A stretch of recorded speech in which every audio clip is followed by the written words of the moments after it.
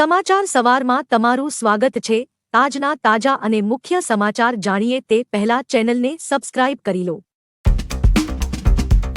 મધ્ય ગુજરાતના વાતાવરણમાં અચાનક પલટો। દાહોદ અને છોટા ઉદેપુરના અનેક પંથકોમાં કમોસમી વરસાદ ખાબકતા ધરતીપુત્રો ચિંતામાં। મધ્ય ગુજરાતમાં હાલ ઉનાળાની શરૂઆત થતાં જ કાળઝાળ ગરમી વરસી રહી છે, ત્યારે કાળઝાળ ગરમીની વચ્ચે ગઈકાલે છોટા ઉદેપુર અને દાહોદ સહિતના પંથકોમાં અચાનક વાતાવરણમાં પલટો આવ્યો હતો। વહેલી સવારથી વીજળીના કડાકા સાથે અનેક વિસ્તારોમાં કમોસમી વરસાદ ખાબક્યો હતો। એકાએક ખાબકેલા કમોસમી વરસાદને પગલે ધરતીપુત્રોએ ખેતરમાં વાવેતર કરેલ ઉનાળુ પાકને નુકસાન પહોંચવાની ભીતિથી ખેડૂત પુત્રો ચિંતિત બન્યા છે। ઉનાળાની કાળઝાળ ગરમી વચ્ચે દાહોદના ગરબાડા તાલુકામાં વાતાવરણમાં પલટો આવ્યો હતો। ધીમી ધારે ઇન્દોર અમદાવાદ હાઈવે તથા આજુબાજુના ગામડાઓ અંધાર્યો। કમોસમી વરસાદ થતા ધરતીપુત્રોની ચિંતામાં વધારો થયો છે। કાળઝાળ ગરમી વચ્ચે વાદળછાયું વાતાવરણ અને કમોસમી વરસાદના કારણે ઠંડક પ્રસરી ગઈ હતી। વાદળછાયા વાતાવરણ વચ્ચે છોટા ઉદેપુરના અનેક વિસ્તારોમાં કમોસમી વરસાદ ખાબકતા ધરતીપુત્રો ચિંતિત બન્યા છે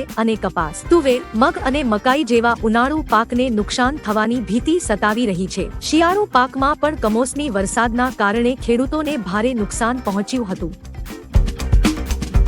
હવામાન વિભાગની ગરમીને લઈ ચિંતાજનક આગાહી। રાજ્યમાં ગરમીને લઈ હવામાન વિભાગે ચિંતાજનક આગાહી કરી છે। હવામાન વિભાગની આગાહી મુજબ આગામી 5 દિવસ રાજ્યમાં સૂકું વાતાવરણ રહેશે। અમદાવાદ, બનાસકાંઠા, આણંદ અને વડોદરામાં રાત્રિ દરમિયાન ગરમીની આગાહી કરી છે। ગરમીને લીધે રાજ્યમાં અસહજતા રહેશે। દરિયા કિનારાના વિસ્તારોમાં રહેતા લોકોને ચેતવણી આપવામાં આવી છે। રાજ્યના અલગ અલગ શહેરોમાં ગુરુવારે મહત્તમ તાપમાનમાં આંશિક ઘટાડો નોંધાયો છે, પરંતુ રાત્રિની ગરમી યથાવત છે। અમદાવાદ સહિત રાજ્યના 8 શહેરમાં લઘુત્તમ તાપમાન 26 ડિગ્રી નોંધાયું છે। રાત્રે બફારો અને ઉકળાટ જોવા મળી રહ્યો છે। બીજી તરફ હવામાન ખાતા દ્વારા આગાહી કરવામાં આવી છે કે ઉત્તર ગુજરાતના બનાસકાંઠા અને મધ્ય ગુજરાતના આણંદમાં 2 દિવસ રાત્રિ દરમિયાન ગરમીમાં વધારો થશે।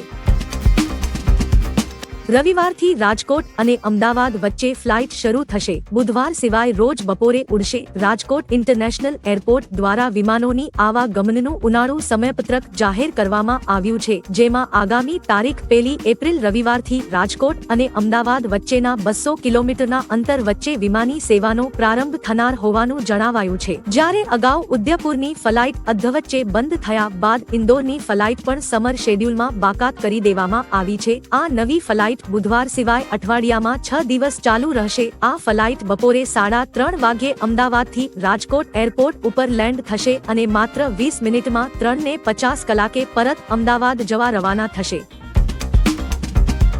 વધુ અવાજ કર્યો તો થશે કાર્યવાહી। ધ્વનિ પ્રદૂષણને નિયંત્રણમાં લાવવા રાજ્ય સરકારે હાઈકોર્ટમાં સોગંદનામું રજૂ કર્યું છે। અવાજ નિયંત્રણ વિનાની સાઉન્ડ સિસ્ટમ પર રોક લગાવવામાં આવશે। સિસ્ટમની ખરીદી, વેચાણ અને ઇન્સ્ટોલેશન પર પ્રતિબંધ મૂકવામાં આવશે। મહાનગરપાલિકા અને નગરપાલિકા સહિત તમામ જગ્યાઓ પર આ નિયમ લાગુ કરાશે। પ્રતિબંધિત સિસ્ટમ પોલીસને નજરે ચડશે તો તેને તુરંત જ જપ્ત કરવામાં આવશે। ડીજે અને અન્ય કાર્યક્રમો મામલે હાઈકોર્ટમાં જાહેર હિતની અરજી થઈ છે। ભાવનગર શહેરમાં સ્વાઇન ફ્લૂનો કહેર। સ્વાઇન ફ્લૂએ અમદાવાદ બાદ હવે ભાવનગરને ભરડામાં લીધું છે। છેલ્લા 3 માસમાં 44 કેસ ભાવનગરમાં નોંધાયા છે। જો કે તાવના કેસમાં ઘટાડો નોંધાયો છે। ફેબ્રુઆરીમાં 17,000ની સામે માર્ચમાં ઘટીને 3,860 થઈ ગયા છે। શરદી ઉધરસના 1278 કેસ નોંધાયા છે। સ્વાઇન ફ્લૂ એ ખૂબ ઝડપથી ફેલાતો રોગ છે। ચેપગ્રસ્ત પ્રાણી તેમજ માણસના સંપર્કમાં આવવા પર સ્વાઇન ફ્લૂ થઈ શકે છે, જે ઘણી વખત જીવલેણ પર નીવડે છે। ગુજરાતની આ લોકસભા બેઠકે ભાજપની ચિંતા વધારી। ગુજરાતમાં પ્રથમવાર ઉમેદવારોને લઈને ભાજપ ચિંતામાં મુકાયું છે। સાબરકાંઠામાં ભાજપે તેના બીજા ઉમેદવાર શોભના બારૈયાને બદલીને નવા ઉમેદવારની શોધ શરૂ કરી છે। હિંમતનગરમાં હર્ષ સંઘવીએ બેઠક યોજતા ચર્ચા શરૂ થઈ છે કે પાર્ટીમાં આંતરિક વિરોધ ટાળવા માટે હર્ષ સંઘવીએ પ્રયાસ શરૂ કર્યા છે। બંધ બારણે ચાલેલી બેઠકમાં સાબરકાંઠામાં ત્રીજો ઉમેદવાર જાહેર થાય તેવી ચર્ચાએ જોર પકડ્યું છે।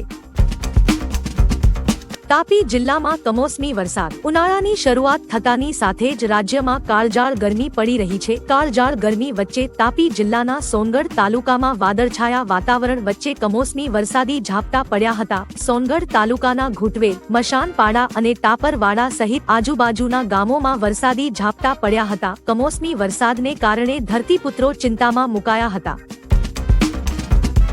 આપ અને એઆઈએમઆઈએમ એકબીજાના પૂરક. ભરૂચના ભાજપના સાંસદ મનસુખ વસાવાએ કહ્યું કે આપ અને ઓવૈસી એકબીજાના પૂરક છે. તેમનાથી ભાજપને કોઈ ફેર નહીં પડે અને 5 લાખ મતની લીડથી હું જીતીશ. ભરૂચ બેઠક પર ગઠબંધનના કારણે કોંગ્રેસમાં પહેલાથી જ નારાજગીનો સૂર છે. સોટુ વસાવા અને તેમના પુત્ર મહેશ વસાવાની તકરારને કારણે જિલ્લાના સમીકરણો બદલાઈ રહ્યા છે. રાજ્યમાં આ સીટ ચર્ચાના કેન્દ્ર સ્થાને જોવા મળી રહી છે. કોંગ્રેસના નેતાઓ ભાજપમાં કેમ? કોંગ્રેસના નેતાઓ ભાજપમાં જોડાઈ રહ્યા છે તેના પર બીજેપી પ્રદેશ પ્રમુખ CR પાટીલે કહ્યું કે 60,000 કોંગી કાર્યકરો ભાજપમાં જોડાયા છે. 300 નાના મોટા હોદ્દેદારો છે, જેનાથી ભાજપની શક્તિમાં ઉમેરો થયો છે. કોંગ્રેસને બૂથ માટે પણ કાર્યકર્તાઓ નથી મળી રહ્યા. કોંગ્રેસના નેતાઓના ભાજપ પ્રવેશથી પાર્ટીના સિનિયરોની અવગણના કરીશું નહીં. દરેક પાસે શિસ્તની અપેક્ષા રાખીશું. વિપક્ષને મજબૂત કરવું તે વિપક્ષની જવાબદારી છે.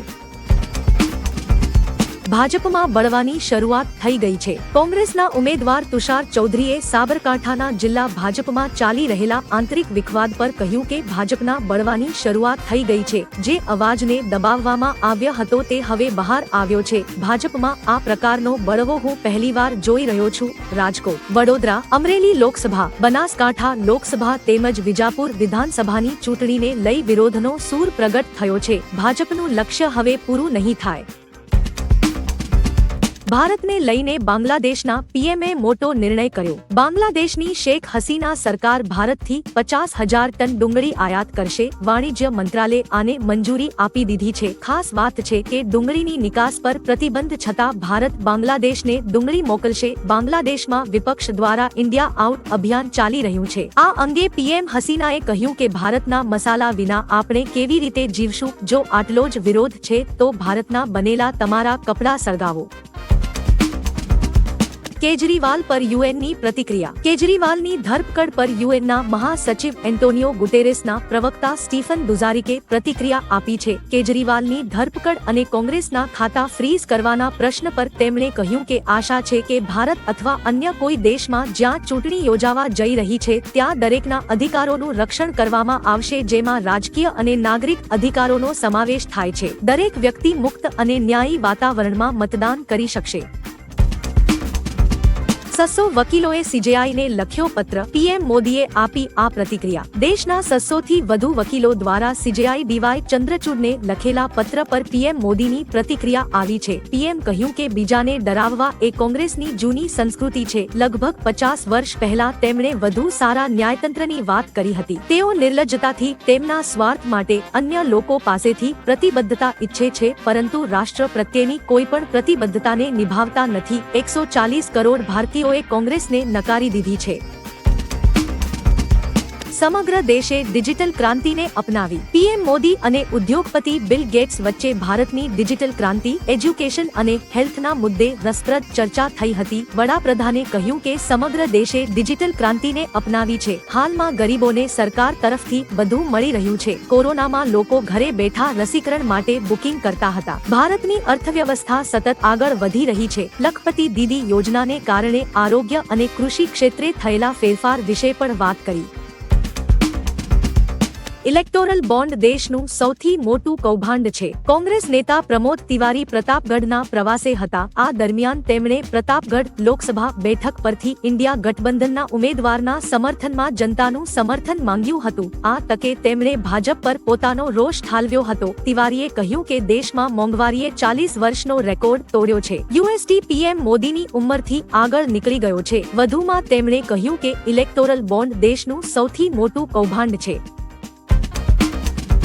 કોંગ્રેસને 1700 કરોડ રૂપિયાની નોટિસ. ભારતીય રાષ્ટ્રીય કોંગ્રેસને બેવડો ફટકો પડ્યો છે. ગઈકાલે દિલ્હી હાઈકોર્ટે ઝટકો આપ્યા બાદ હવે આઈટી વિભાગે દેશની સૌથી જૂની પાર્ટીને દંડ અને વ્યાજની રકમ સહિત 1700 કરોડ રૂપિયાની નોટિસ ફટકારી છે. 2017-18 તેમજ 2020-21 ના વર્ષ માટે નોટિસ ફટકારવામાં આવી છે. કોંગ્રેસના રાજ્યસભા સાંસદ અને એડવોકેટ વિવેક તનબાએ કહ્યું કે સામાન્ય ચૂંટણી પહેલા દેશના મુખ્ય વિપક્ષી દળને આર્થિક રીતે ખતમ કરવાનું ષડયંત્ર ચાલી રહ્યું છે.